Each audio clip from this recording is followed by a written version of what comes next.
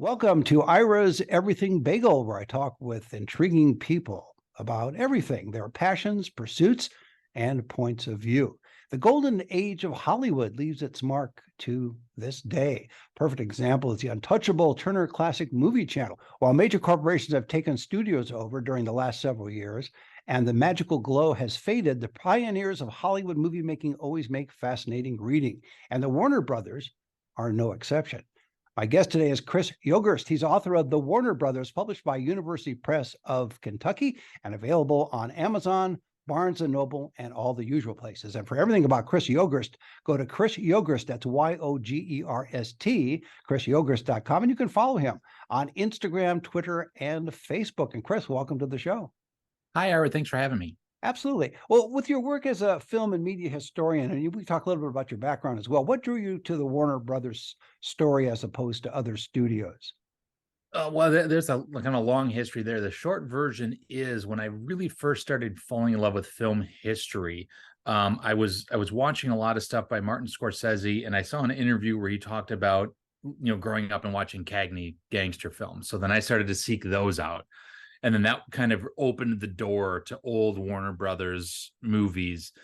And it really kind of never ended. I ended up doing my dissertation on the Warner Brothers. And I always wanted to do really with this book, what I really wanted to do was, so much of Warner Brothers is about Jack Warner, right? He's kind of the Warner brother, but I really wanted to focus on the other brothers as well. And really the whole thing started as I wanted to do a biography of Harry Warner. And my editor and biographer, Pat McGilligan, was smart enough to be like, yeah, nobody cares about just Harry Warner, but if you say the Warner Brothers, more people will be interested. And he's right. And it gave me a better context and a bigger, frame of reference. And based on your book too, Harry played a significant part of Warner Brothers. He was not the showman, but he was really, in a way, the soul of the place, even though he wasn't that type of guy that you would think would be the soul of the place, but he seemed to be the soul of the place as opposed to, well, I'll let you tell the story. Why should I? You wrote the book. So it's about Harry, Sam, Jack, Albert, and what they created in an amazing period of time and what they did. Yeah, Harry was really the business and ideological backbone of the studio. So all of this ripped from the headlines, social conscious filmmaking, first to the anti-Nazi movie, all this kind of stuff, that all came from Harry. Harry was the one who, Jack had his finger on the pulse of the culture in a lot of ways, but it was Harry who was really ahead of the curve, could see a lot of stuff coming. Not unlike Sam, he was like that technologically, right? He saw the future in a lot of ways. But really, I feel like that, so many books about the Warner Brothers studio, uses stories of the brothers as kind of a filler in between famous movies and famous star spats and all this kind of stuff. But I really wanted there to be a more conclusive story of like the actual brothers. What were they up to? What were they like? Because I always felt that there was this kind of trickle down effect of the brothers' personalities into the films. And the more I got into this book, the more I realized how true that actually was. Were you able to, I know a lot of time has gone by, but were you able to get in touch with family members of the Warners and others that were connected to that time, because it's so long ago at this point? Right. Well, then this is where, librarians are really helpful. So there's a lot of oral histories and things that have been archived. There's a lot of old interviews that you can find. Cass Warner, who I have not met, she did, probably the best, to date biography of her family. She had a ton of interviews that she's just uploaded to her website. So there's lots of primary sources on her website, which is great. Like I said, I found a lot of oral histories. I've also talked to, really the only family member I've talked to is Greg Orr, who is Jack's grandson. And I'm pleased to report he's read this book and he really likes it. And he's given me some support. Right. But yeah, I mean, you're right. There's really not a lot of people around anymore. And, you go back far enough in this book and there's just nobody around from the era anymore. So it gets tricky, but this is where there's, for what we've lost in terms of actually connecting with real people, we've gained access to historical reporting and stuff that's been digitized that, people who were writing maybe 30 years ago would have had a lot harder time finding. Yeah, that's the advantage you have today. Why don't you tell us a little bit about your background before we go further, just so people get a sense of who you are and why you decided to write this book. Sure. So I'm a professor of communication, an associate professor at University of Wisconsin Milwaukee. I did my dissertation on the Warner Brothers. My research interest is film history, and I teach a range of communication classes. But I really am interested in, and most of my publication, either scholarly or popular press, has to do with how movies and how popular culture interacts with the larger social and political culture. And that's one of the reasons I'm drawn to Warner Brothers, of course, because their movies they made very few escapist movies. So many of their movies seem to touch on an issue of the day, challenge us to think about something, challenge us to reconsider something. So I feel like, this was, if I was going to take on a studio or a family of founders, this was the one, because they were the ones that seemed to produce content that interests me. Mm-hmm. Did you get a chance, and not that it's necessary, but did you get a chance to go out to spend time on the lot itself? I did. The Warner's lot? Yeah, I did. Luckily, I met a few people who used to work there now, right? I mean, yeah, now the current state of the studio is there's rough waters. But they used to have the Warner Archive podcast, and I went on their podcast with George Feltenstein and Matt Patterson and D.W. Ferranti. And they invited me on the lot a couple different times. And I was able to I was on the podcast once, but other times I was able to just, Matt and I just walked along, all the buildings and into the buildings and places that you don't usually get to go during the tour, or stop and walk around. And it's, you can feel the history walking through that lot. I mean, you can just, it's just it is just powerful. And, there's so many old buildings. I mean, it's a fabulous place. And, anybody, I mean, they have a couple different tours you can take to. So anyone who goes out there that's interested in seeing, so much of classic Los Angeles is gone, right? But there's so much still on this lot. I would also add the Paramount lot too, is full of just awesome historical buildings. But yeah, and I love every second, the few times I've been able to walk around that lot. It's a surreal experience. Aren't you amazed? I always use this analogy. There are still steam locomotives around, these giant machines that are amazing, and yet the factories that produce the parts to put these trains together no longer exist. And right. And the analogy is that here you have these dream factories. They're still there in a way. They're not the same, of course.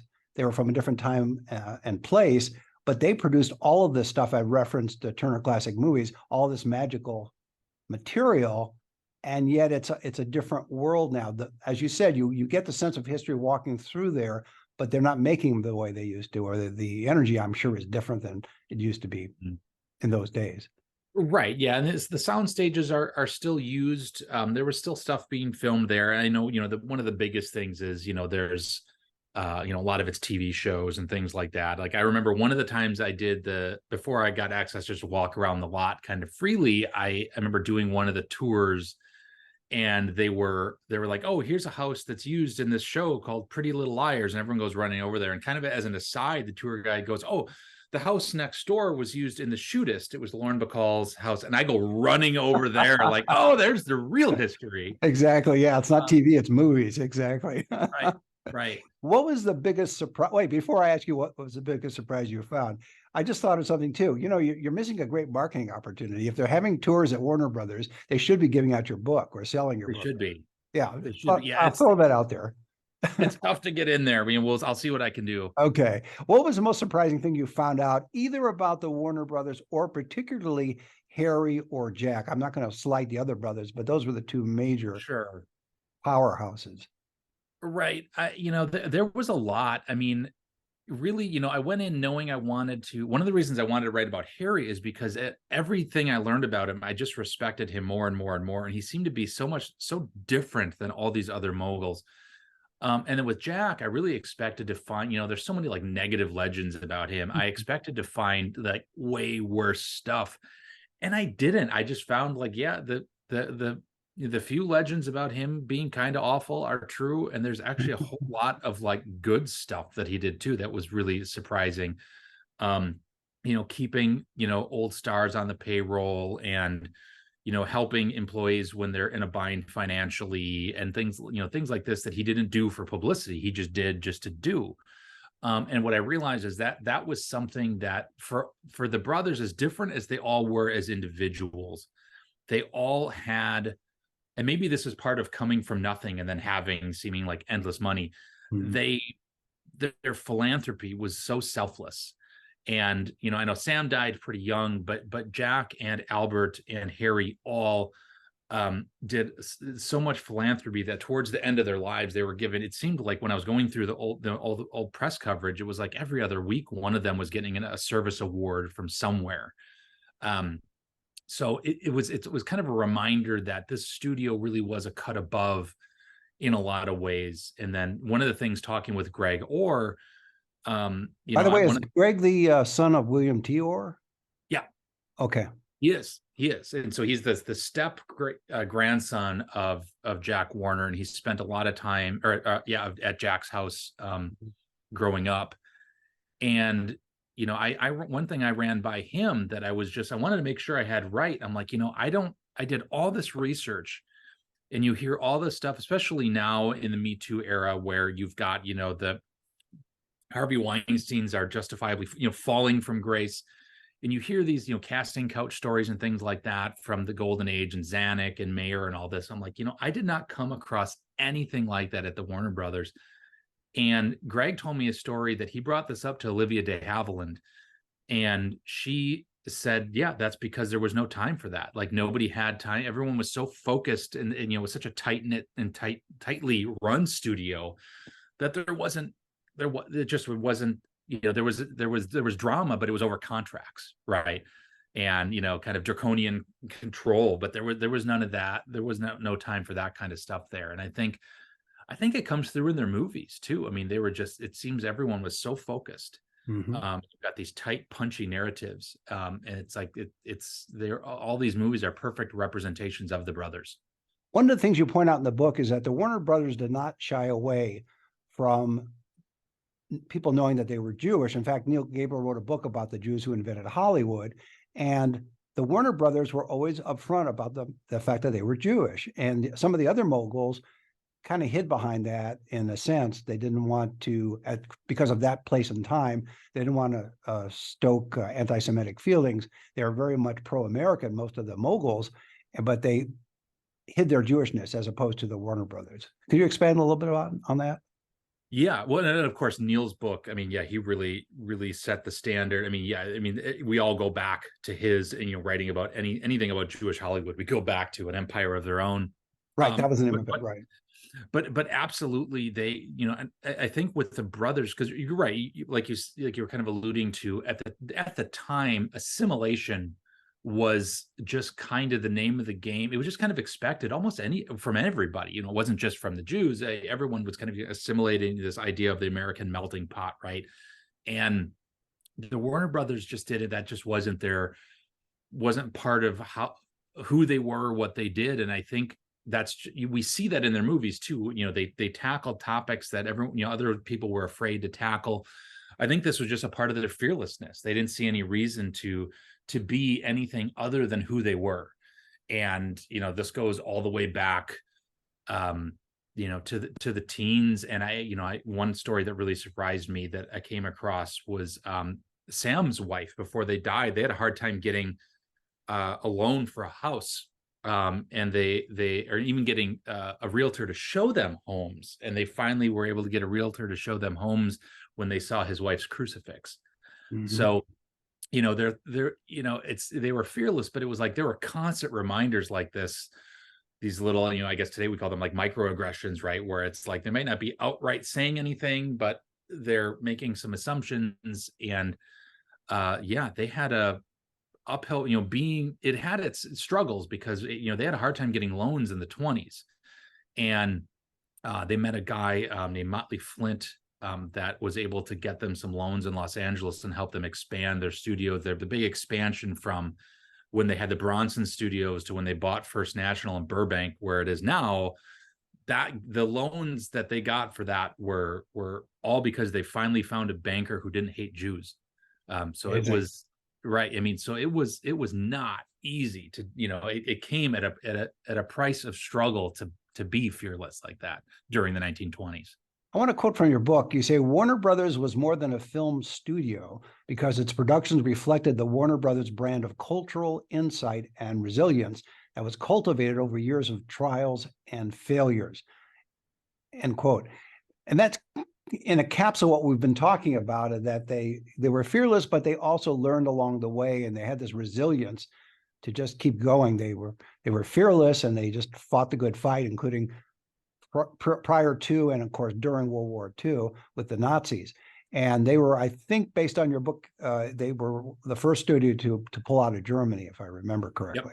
Yep, in 1933. Yep. And they just didn't shy away from. We talked about the Jewish background. Is it that they were cut from a different cloth than the other moguls? Because I thought in my reading of Neil's book way back when that they were all pretty much from the same general area, and yet they had a distinct worldview or a distinct personality trait that was different than Louis B. Mayer and some of the other moguls at the time.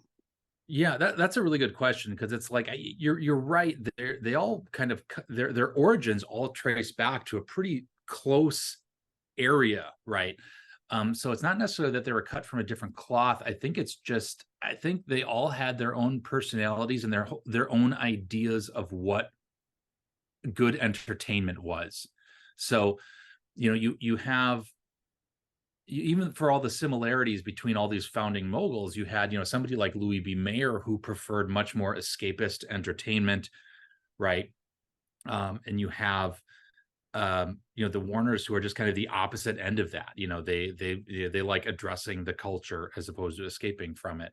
And, I think that's why each studio seemed to have its own house style, its own type of movie. You look at a gangster film or a Western or a comedy at Paramount, MGM, and Warner Brothers or RKO or wherever, United Artists, they're all going to have a different flair. And I think, within that, you see the powers that be all have a different sense of what entertainment is. And for the Warner Brothers, this goes back to their idea. And really, it's Harry Warner, who was really, by the teens and 20s, was really pushing the idea of movies as a way to educate, and movies as a way to draw attention to things, to expand our minds, and to challenge us. And he beat that drum his whole life, trying to show that movies are not just fun; they're actually really important because they can expand us in so many ways. After researching and writing the book, did you come away with a different thought as to the impact of the Warner Brothers? Were you surprised by what you discovered and wrote about, and therefore your attitude and thoughts of them changed after completing the book? Well, actually, or individual Warners as well, not just the Warner Brothers in general. Yeah, well, I certainly feel that I understand all the brothers a lot more. I mean, naturally, just spending the time with the material. I don't know if there was. I feel like just. I guess what's the best way to answer it? There wasn't a whole lot that I was necessarily surprised. That changed how I felt about them. I mean, I found, like I said, I found more positive material on Jack than I expected. All right. All kinds of stories. I was afraid I was going to find something that was going to make me dislike Harry, but no, apparently he's still a saint. I think what really surprised me the most actually was the early years. Kind of like I was alluding to in the quote that you read, so many failures. They lost everything and had to bow out of the film business multiple times. I mean, between 1905 and 1923, part of that was based on Edison's dominance, right? Yep. By the 19-teens, once they got into distribution, is when Edison clapped down on them. So they got shot down once, maybe twice, by the trust. I know once for sure. A couple other times it was just they ran out of money. So they started, just in exhibition and just showing movies, and they got into distribution. And by the mid-teens, they were trying to produce their own movies. And each one of these came with its own set of struggles and failures and things they learned along the way. And that's why it's important to note that by 1923, when they incorporated, they were, I mean, they were kind of the new young guns in town in a sense, but they were also old pros by then. You know, they had weathered Edison, they had weathered bankruptcy, they had started and lost companies, they had theater chains, they had been threatened. I mean, they had went through so much. So by 1923, they were really ready to roll. What was the connection with the mob and Warner Brothers, and obviously the other studios as well, during that period of time in Hollywood from your research and writing? Well, the mob, so you're talking like the 30s? Yes. So Because, yeah, so they, because you did have a lawyer, a Jerry, is it Giesler or Geisler? yeah, he shows up in there. Yeah, he's a lawyer to the stars, but he's a fixer, and there's others that I'm spacing his name at the moment, but he was a major union guy. That may have been more in the 40s. I just can't think of his name. Yes. So there, yeah, well, yeah, there was the uprisings on the lot, which their head of security, his name, goofy name, Blaney Matthews. He was, he seems like he was either, he was an investigator for the Los Angeles District Attorney's Office. Was very much a fixer on the lot. But then, yeah, there was labor uprisings. There was really what the biggest connection was, and it really wasn't. It was more of an adversarial one, which was a guy named Willie Byoff, which is a perfect name for a mobster union boss that's trying to get bought off to stop strikes. But from the 30s, in the 30s, he was trying to take on unions, and then the ones he did take on, basically he would have the studio moguls. It wasn't just Warner Brothers, it was Harry Cohn, it was everybody else, would pay him to ensure that the union workers kept working and they didn't strike. So this landed in a federal investigation in the late 30s and early 40s. There was some inquiries and some testimonies, and Harry and Albert both testified about being approached by the mob and being kind of shaken down like this, and having to pay, Willie Byoff. And so yeah, Buy off, in other words.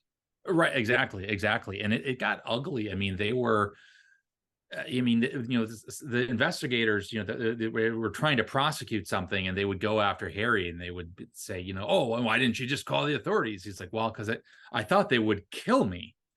Because that's what these guys, I mean, Willie, there's stories I found in the newspaper of Byoff and some of his cronies literally killing anybody who's trying to start a rival union. Some of these people he would kill himself. So no question that the Warners knew this history of this guy, and they were terrified. I think Betty Warner, Harry's daughter, tells a story of a letter that came to the house, basically threatening, like, we're going to kill all of you, and here's how we're going to dispose of the bodies if you go public with this. So it was pretty ugly. In those days, it's different now. Obviously, security is much more thought of, but in those days, as studio heads, did they have their own security? Yeah, so they had security, but it's interesting. This is a great question, because in my mind, I keep going back and forth between, was their security just kind of like some Barney Fife dude sitting at a gate, right? Or was it more serious than that? And I feel like at Warner Brothers, they had a little bit of both. I think by the 1940s, when you have Blaney Matthews there, he is really, really, really serious. And I found interviews of writers and people that worked on the lot that had mentioned him, and they mentioned him as running the Warner Brothers Gestapo. So so apparently Blaney's security force was pretty intense. Interesting choice of words, given the fact that the Warner Brothers were Jewish. Right. It was.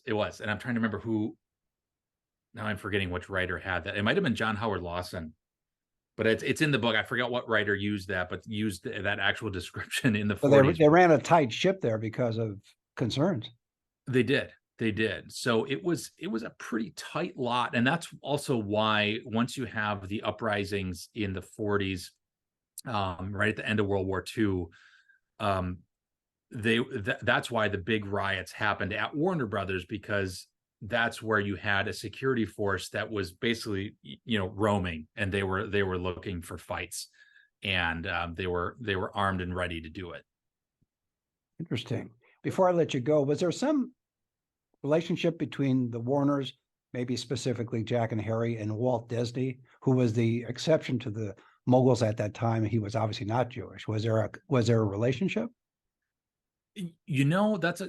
I didn't come up with a lot of direct communication between those two. I know he had come up in conversation. The only things I had ever seen, he's just mentioned in passing, and it was from what I can remember, it's usually positive. I don't think there was any issues. But I just don't know. I think he was just so different from what they did, because I know one question I did a presentation when I was still working on this at UW-Madison, and somebody asked about, you can't think of Warner Brothers without thinking about animation.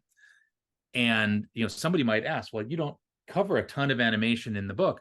And that's because the Warner Brothers truly did not care about their animation unit. In fact, at one point, they thought, I think it was Jack, thought that Mickey Mouse was their character. It's like, so I found some stories from some of the writers who worked on, in the 1920s, their animation unit was, the animators called it the Termite Terrace, because it was just like the worst building on the lot.